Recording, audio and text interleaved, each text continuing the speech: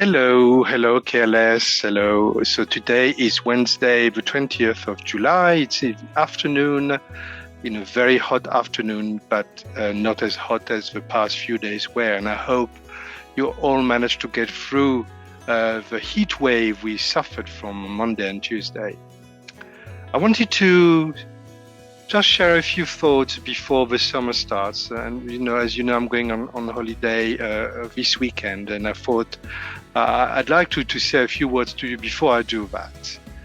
So last Sunday, Graham and I, we went to the Tate Modern to visit an exhibition that displays the work of a Japanese artist, Yayoi Kusama.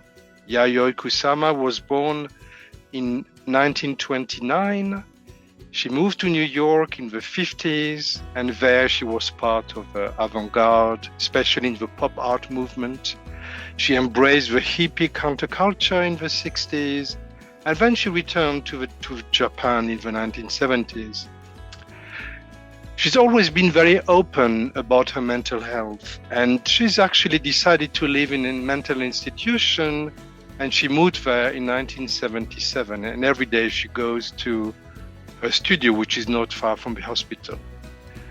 In an interview in 2012, she said, "I fight pain, anxiety, and fear every day, and the only method I have found to relieve my illness is to keep creating art. I followed the thread of art and somehow discovered a path that would allow me to live." In this exhibition at the Tate Modern, I saw an inscription that reads, "Forget yourself, become one with eternity, become part of the environment."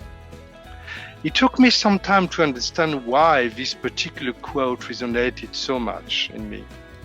And it is when I linked it with an immersive experience during the exhibition that it made complete sense. So there is an installation called Infinity Mirror. So in this, it's a dark room. The spectator walks a narrow path where little bulbs of colored light hang from the ceiling. You can see your figure in the many mirrors that surround the room, but somehow you become part of the installation. So I'm just going to advise you to check on YouTube, Infinity Mirrors by Yayoi Kusama, and you'll see what I mean by that.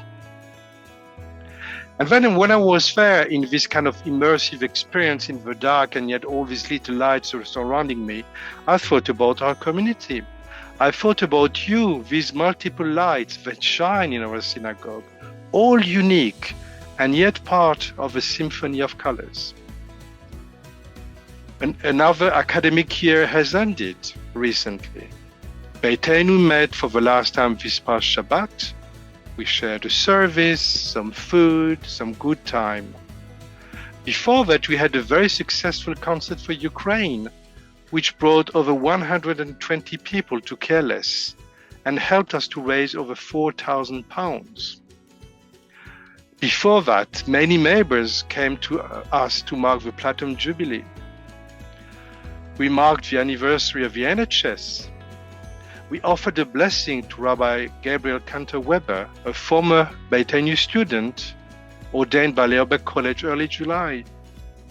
We blessed our late president's granddaughter, Hannah Barnato. We greeted our new president, Sandra Weber. We welcomed in our community Natalia Martin, who went to the Beis-Din earlier this year. And all this happened only in the past couple of months.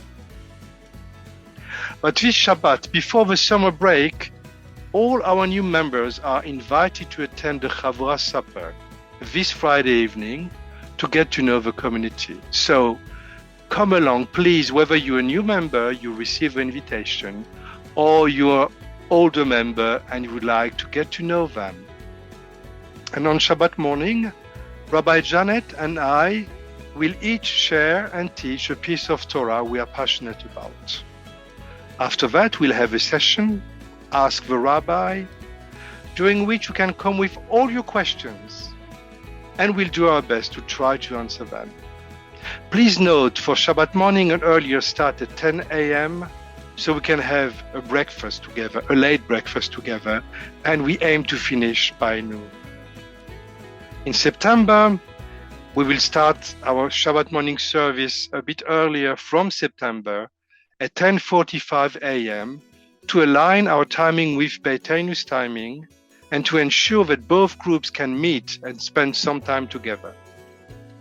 Last but not least, among many new things that will happen after the summer, we have restarted our musical and spiritual Erev Shabbat, Shabbat Ruchani, spiritual Shabbat, with music, prayers, and meditation, which from now on will coincide with the Chavurah Supper on the first Friday of the month. And we have now a team of 4 musicians who will take in turn the task to lead us in music. So of course, towards the end of September, the high holidays, which we are already preparing for your benefit to make this experience a unique experience for us as a community. But in the meantime, I wish you all a great summer, and I wish you to recharge your batteries, but keep cool and keep safe. And I'm looking forward to seeing you very soon.